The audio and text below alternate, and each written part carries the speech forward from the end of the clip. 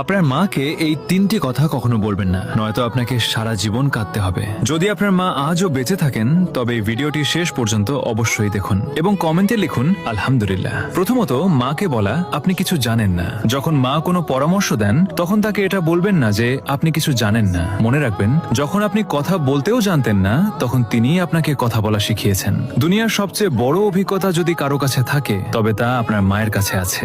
দ্বিতীয়ত, মাকে কখনো বলবেন না আপনি আমার জন্য কি করেছেন। যদি কখনো আপনার মনে হয় যে মা আপনার জন্য কিছুই করেননি, তবে সেই রাতগুলোকে মনে করুন যখন আপনি অসুস্থ ছিলেন আর মা সারা রাত জেগে আপনার সেবা করেছেন।